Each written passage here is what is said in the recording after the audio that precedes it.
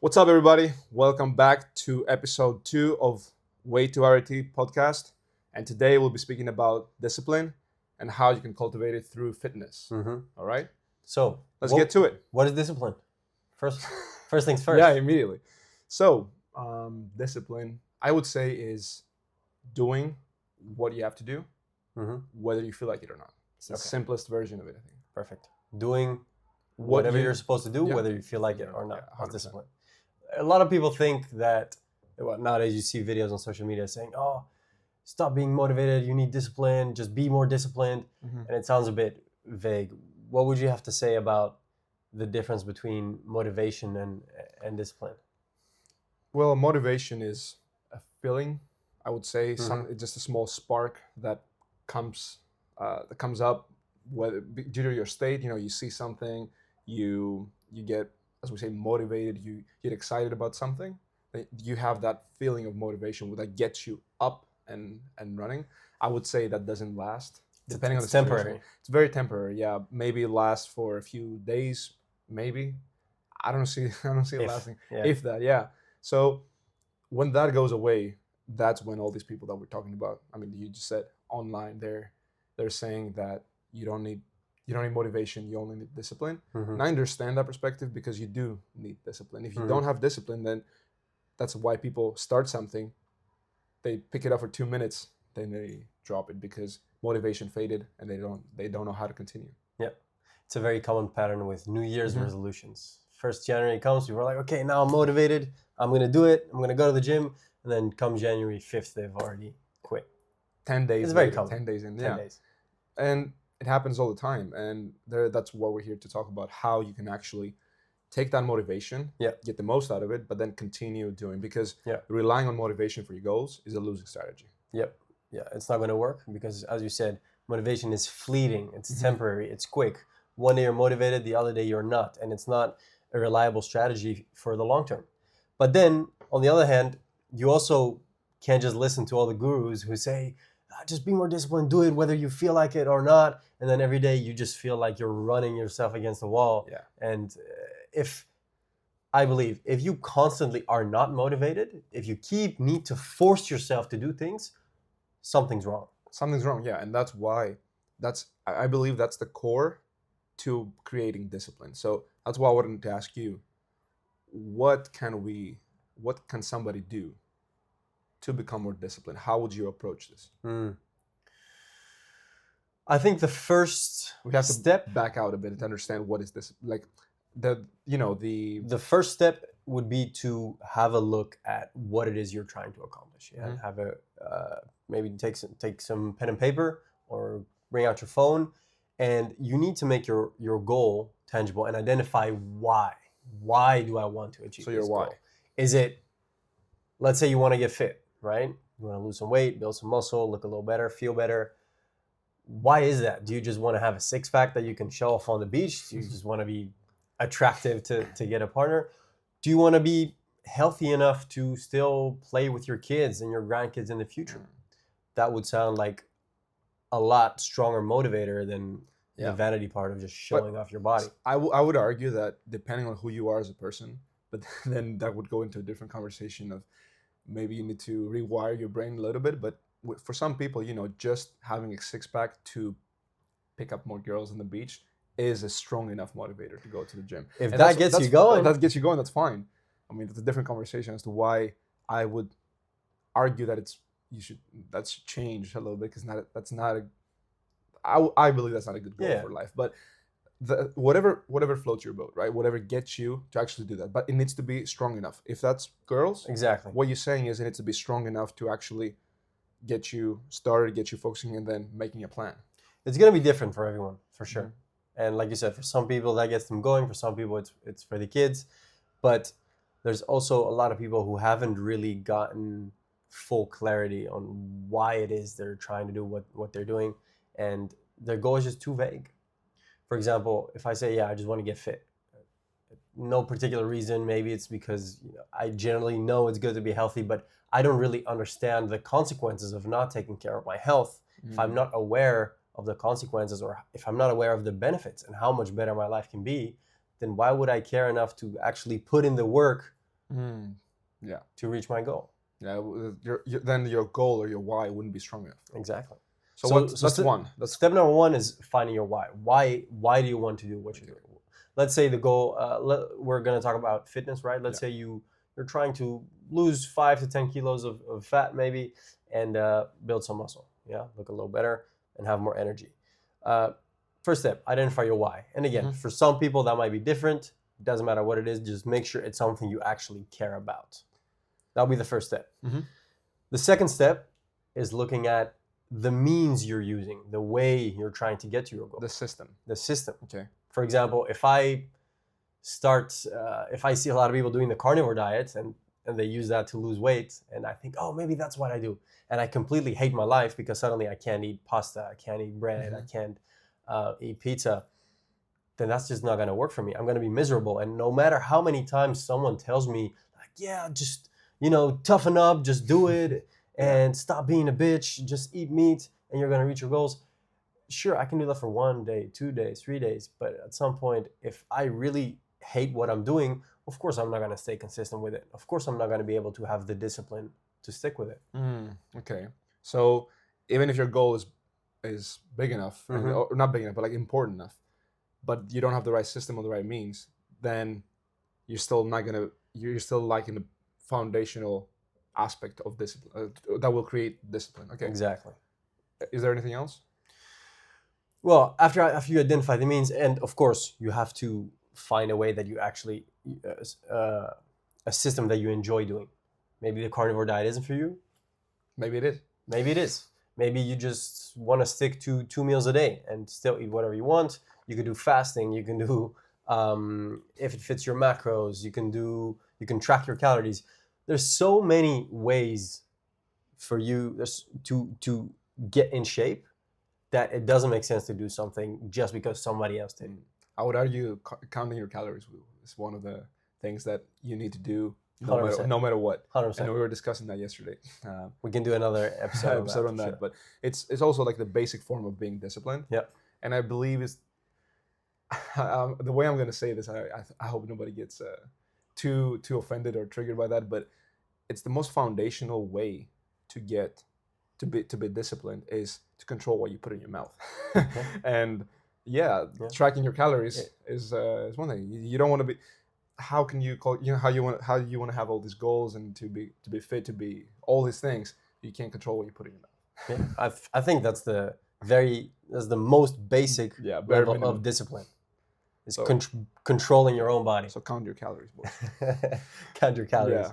I would put one more thing there, and I believe we can talk about it further. But just a basic tip for that would also be the environment as a quick, let's say, way to make it easier to become disciplined. So the environment that you're in should benefit you becoming disciplined. So if you're in an environment where everybody parties, everybody drinks, everybody eats like shit, and all these things, it's going to be harder to be disciplined. Exactly. But if you're in an environment where everybody does the things that you should be doing, then it's going to be way easier to do that. And it sounds so trivial and simple, and yet it is extremely powerful. And oftentimes it's the one thing people are missing. Is the right environment. Right now, I came here to visit you. We are, both of us are working. We're doing, fitness, and everybody just follows their schedule. I can't stay up even if I want to because you wake up at 5 a.m. So, what am I going to do? So I have to sleep early as well. So rise and shine. Yeah. Let's go. Exactly. So you being in that environment makes me sleep earlier, makes me be more productive with my day because we don't party, we don't do all these things since we're working. Now, it's a very simple fix. Sometimes it's hard, right? Because I understand a lot of people are in places that it's hard to change where they are. Yeah. But there are a few things that I believe that everybody can do, changing the people that you're around, or small things to your environment, having a more organized desk if you're working. Small things that you just improve your environment just a little bit more to make it just that much easier to be disciplined. 100%. And you know what they say, you're the average of the 5 people you spend the most time with, right? Yeah. And that couldn't be further from the truth. And you're like you got me, because that's put the average way up there. Takes the average up the notch. So step one is identify your why. Make sure it's something you actually believe in. Number two, figure out whether the means you're using does actually fit you. And number three, your environment, which I would actually put under something I call state control. Because what the bad environment does to you essentially is it alters your emotional state. It makes you, it gives you fear of missing out if they're constantly partying. It makes you want to fit in. So the most powerful way to be more disciplined is to sort of train yourself to want to be more disciplined, right? And how do you do that? How do you? Well, you mentioned before the definition of discipline is doing what you're supposed to do, whether you feel like it or not, right? But what if you could do what you're supposed to do and want to do it all the time or most of the time? Well, if you have a good goal and a good system and the environment is not that bad, then all of a sudden the state is going to be a lot easier to be what the desired one. Exactly. So you actually want to do it. Exactly. Yeah, makes sense. So 4 things then: goal, systems, the environment. Obviously, it's an easy fix for people to have in mind, and the state, which is going to be affected by previous 3. Like the state essentially is the main thing that's affected by the other 3. You could put it as 4, or even 3. Just the why, the means, and the state control, because the environment is one of the things that influences your state control. Or see it as an extra part. Both work. And other than your environment, there's 2 other things that can alter your state. Number 1 is your body, your physiology. They've actually done studies on this where, for example, people who are sitting like this, slouching forward, head down, their testosterone actually drops. They feel less confident. Yes, exactly. So, and then if you assume more power position like this, chest up, shoulders back, arms up here, then that actually increased their testosterone. And you can actually also feel the difference. How do you feel when you do this? Yeah, 100%. How do you feel when you do this? Also, you start talking, your voice becomes a bit lower, like this, a bit deeper and more confident. Interesting. So your body and your posture alters your physiology. Number 2, your environment. And you talked about people, but there's also your physical environment. If you're in a messy room the whole time, everything's all over the place, your mind's going to be all over the place. It's going to be chaotic. How good does it feel to just go and sit at your desk and everything's tidy and neat and you're just like, all right, I'm going to smash out some work. Feels good. And honestly, a lot of people say that, I'm not OCD like that, but I'm pretty sure most people, if not everybody. We got to stop calling it OCD. Yeah. It's just being tidy. It's being tidy. Yeah, 100%. The standards are too low for that now. Okay. Like if you keep your room clean, you have OCD. It's like, come on, guys. All right. So the last thing. So you have the environment, you have your body, your physiology. And the third one is your focus. So if I keep thinking about the negative things and say, I work out at home, I sit all day, I can't get my steps in. That's more of a victim mindset. If you're focusing on the negative, you're being a victim of your circumstances. Whereas if you shift your focus to the positive of things, everything becomes so much better. What you focus on is what you see. Exactly. So yeah, 100%. Because the example with the car, right? A friend of yours gets a car, or you get a car that you like, or whatever. You probably got it, or your friend got it, and all of a sudden you start seeing this car a lot more. You start seeing it everywhere. Is it just all of a sudden everybody started getting this car? No, it was there, but it wasn't brought to your attention until something happened in your immediate circle, let's say, of people, or and that got you to actually start noticing it more. So what you focus on is what you see. Exactly. And I agree with you 100%. So with these 4 things, if somebody get these 4 things or 3 things, however you want to call it, in line, right? The goals, the means, and the state control. If you optimize these, then discipline will become, I don't want to say effortless, but it's going to be it will cost you a lot more effort. A lot less effort. Yeah, because you have good goals, the right systems, and you've optimized for your state to be the right state, and there's not going to be any other option but to be disciplined. Exactly. And it's not going to feel like discipline. It's going to be like, I'm doing what I want to do, or what I should be doing. I'm fulfilling my purpose.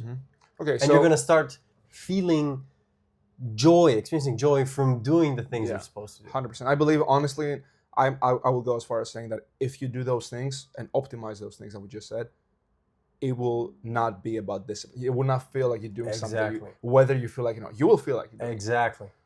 Of course, and that's there's going to be exceptions, right? I don't feel like going to the gym all the time. 100%. 100%. But absolutely. Most of the time, it will be something you want to do. 100%. Or if you skip it one time, then you will want to get back to it. Yeah. All right. So that's actually a very good way to frame how to become more disciplined. But how can somebody do it? What are some steps that people can take to get there? Okay.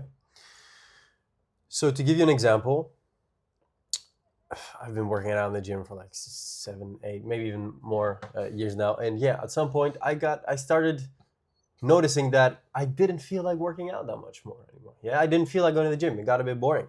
And I had to come up with a way to get me to be more disciplined. Mm-hmm. My goals, I got to where I wanted physically, so I shifted more to thinking about my performance rather than how I look.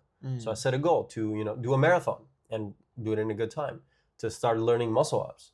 And now suddenly I have new goals and they force me to feel like a beginner again. And I started making progress, and it's just so much more fun to train also in a different 100%, way. 100%. The same thing, everybody asks me, if I go to the gym and everything, and I go to the gym, but if it wasn't for basketball for me, I wouldn't. I see people going to the gym just to get fit, just to look good. Yeah. I'm not saying that's bad by any means, but I'm saying for me, at some point, it's not stimulating enough. Exactly. For me to keep me so like the goal is not big enough for me. It's not important enough to just look good. So just doing the right reps. But for me, it was I want to jump higher. I want to be stronger to play basketball better, or to do more sports, because I like doing sports. I like playing volleyball or other things. So that gave me the motivation that I needed, and everything we just said. The goals were the right ones and everything. Now here, we also have a park here. What have we done the past 3 days? The past 3 days, every day at the park, muscle ups, things like that, trying things, new things. In the last 3 days, I've done more things in the calisthenics world than I've ever done in my life, which made me today I was so sore, tired. Yeah. We went again. Yeah. And that's the beauty of it. Right. We didn't necessarily, we weren't like, I feel so good, let's go work out. That's the important thing, because everybody, you said the gurus, they say, go to the gym, just go to the gym and just lift weights. Yeah. Stop being a bitch, let's go. Yeah, it's not just about being a bitch. You want to do something more than just be. Yeah. Than just pushing weight up and down. Yeah. So define those things and put them into small daily tasks is what I would also say, to grow to the point where you can actually build, because everything is just about building it up. Yeah. So how would you go about that? Can you give me an example? Yeah. So a great way to become disciplined in something, fitness, is what we're talking about. Somebody struggles to go to the gym consistently. Find a way that going to the gym will be more important, or it will be more pleasant. So for me, it was, jumping higher. Like the goals we talked about. Or I'm going to say calisthenics, because it's going to apply to more people. I also like it. Like now I have a new goal, just doing, more things at that. Now for me, it's like, okay, I want to learn muscle ups. I did muscle up. Okay.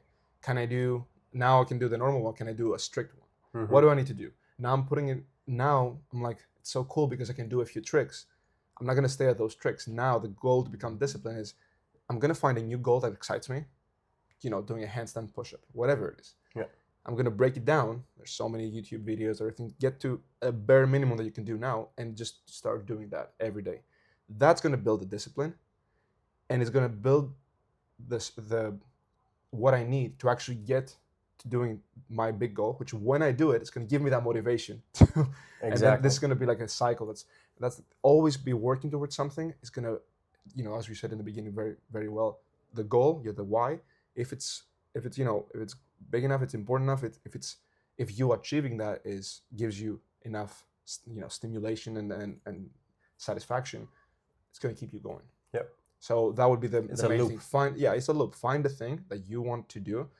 You want to do a backflip to impress girls. I don't know. You want to do handstand push-up, whatever it is. Handstand push-up. Everybody has a wall. Yeah. Like start, doing a handstand against the wall, and start holding that for 10 seconds, 5 seconds. Then get to 10 to 20. You get to a point where then start getting your feet off the wall slowly. it will be slow, but that's how you also train discipline. Discipline is not doing something once and then all of a sudden you become great the next day. And then day by day, small task by small task. You are doing something that is extremely hard for most people that train for years, just because you were doing this one small thing for a few months on a daily basis. This guy can get from what is this position called? There's a crow pose. The crow pose, where you just hold it and then gets into a handstand, which is insane. I try to do it and my shoulders I can't do it. And the only way you did it was I was just doing the crow pose for on the basic stuff. 30 seconds, 60 seconds on a daily basis for a few months last year. And you built the strength. One leg, and slowly 2 legs, and then suddenly, before you know it, you can do it. But it gave you the stimulation now to keep doing it, because it's so awesome you can do something like that. Exactly. Yeah. And it's important to note the right goals. Talking about the skills, like you started working to your muscle up, then the strict muscle up, right? Now the handstand. By the time you get the first skill done, the discipline part will already be there. Getting your first skill or your first goal is always the most difficult part. It's the first 3 to 6 months of staying consistent. After that, it's going to be a lot easier. Because again, you reach your goal and that motivates you again and puts you in that feedback. Yeah, because not doing it after 6 months of being very consistent, but consistent is not just the only thing. You need to also be doing it and getting to goals, as we said, and be achieving small steps, because you can be consistent for 6 months, but if you haven't hit a goal, everybody sets a goal that's too far away. Too far, yeah. That even if they're consistent for 3 to 6 months, they haven't accomplished anything in their mind. That is discouraging. You're never going to get it that way. So you need to have a 5-year goal, and break it down to smaller one, like maybe 6 months, maybe 3 months. Because if you hit those, it's just doing. You already have a plan. Exactly. That's a whole different how to set goals is going to be a whole different episode. So essentially, you're saying if someone's goal is to lose 10 kilos or get a handstand, you have to break that down into smaller mini goals. So the 10 kilos, first get to 5 kilos. First get to no, not even that. Get to lose 1 kilo first. 1 kilo. Maybe it's tough for you to stay consistent with that as a goal. You know what? Maybe you should switch to, instead of focusing on the outcome of, hey, I want to lose weight, think about the process. Set a more process-oriented goal. So set your goal to work out 3 times a week for a month. And by the end of that month, if you've reached your goal, first of all, that's going to feel good. You hit your goal. You worked out 3 times a week for a month. You stayed consistent. And 2, you probably will have lost some weight as well. I believe that's the most actionable thing you can do. The daily tasks. And like if we can leave anybody who's watching this, if we can leave them with one thing, it would be this, that they can do right now. Change how you think about it. This, like discipline. What do we have discipline? To hit a goal, right? We want to be disciplined to lose fat, to do whatever it is. Instead of thinking I need to lose fat and I need to be disciplined to lose fat, that's twice as hard. Because you have a goal that's far, and you also have to be disciplined, which is also hard. Exactly. Shift it to I need to go to the gym. Like break it down and see what do you need to do. I need to go to the gym 3 times a week and eat 2,000 calories. That's it. So now I'm only focusing on eating on the habits. The habits. I'm only focusing on going to the gym. I don't think about I need to lose that. I'm going to the gym, head down. Then this means that every week is a win. Instead of waiting 6 months, every week becomes a win. You hit your goal. So that gives you the motivation for next week and next week. Have a reward system. That reward system better not be like the cheat meal that we go and like eat 5,000 calories just because you went to the gym 3 times. No, of course. You don't want to lose your gains, but have a reward system where you can see every day, every week as a win, or 2 weeks or a month, or whatever it might be, so that then you can let the motivation of the win refuel you to be. And it will not. It's not that it's going to be effortless completely, but it will be so much easier. It's going to take. It's still going to take effort. But a lot less of it. It won't feel like you're doing something that's coming in the way of your mental health. And I'm a firm believer that your fitness should complement your mental health, not come at the expense of it. Yeah. So doing something that you enjoy doing, breaking it down into smaller goals, and focusing more on the process rather than the outcome is going to be a lot more sustainable way for 100%. You to hit your goals. Yeah. Everybody says people are lazy. They're not lazy. They're undisciplined. They don't have the right structure to do that. I think so, yeah. So also don't say those things, guys, because whatever you say is super powerful for yourself. That's the worst thing you can say. Yeah. Oh, I'm lazy. No. You say that, first of all, you believe that. You condition your mind. That's the worst thing you can do. So you're not lazy. You're undisciplined. There's a clear structure on how you can do that and how you can get started today. So do that, and then if you need help with setting the goals, if you're actually like, okay, great, I will follow this, but I don't know what my goal is. Well, this is the next thing we're going to talk about. Yeah. How to actually set goals and how to make sure you actually hit those goals. Yeah. And to never miss another goal. You know? Yeah. All right. Before we end, other than the tip we gave them to focus more on the process rather than the outcome, what's another actionable step they could take right now to be more disciplined? Right now, I mean, that's the easiest thing you can do. What you just said was, I believe, the most important. But you want a trick that's like, it feels like a cheat code. If you find that, it's gonna be even easier. Even doesn't get better than that. Doesn't get better than that, honestly. And it's having an accountability partner. 100% the easiest, like, low effort thing you can do to be more disciplined. Find somebody to go to the gym with, because if you're going to miss it, just because we're conditioned like that, you don't want to show to the other person that you miss it. You don't want to let him down or whatever it is. You're gonna go with him. Yeah. So whatever, it might just be a coach, a trainer that you talk to on a daily basis, or it can be a friend that you go to the gym with. Find an accountability partner. It will make it so much easier. And honestly, I believe it's the main thing. Yeah. Honestly, if I had to, I guess, rate those two things that we said as very actionable steps that you can take, I believe the accountability partner would be number one, because it's no effort almost. Yeah. Just have somebody there and just pushes you by default without you trying. Okay. I would rate that as, I don't know what you think. You can do both. You don't ideally do both, to. Yeah. But if I would rate them as like which one would be more effective, and like low, it would be the least like barrier to entry, I would say accountability partner. Because you can find a coach to do that. You can find somebody, you can find a friend. I'm sure you guys have one person you talk to. Like, just get them to go to the gym with you. And if you're gonna help them too if they don't. Like, if you want to go far, if you want to go fast, go alone. If you want to go far, go together. Awesome. And yeah, you guys need some help with setting goals. Yeah. We'll see you in the next episode. You can watch this video right here. All right.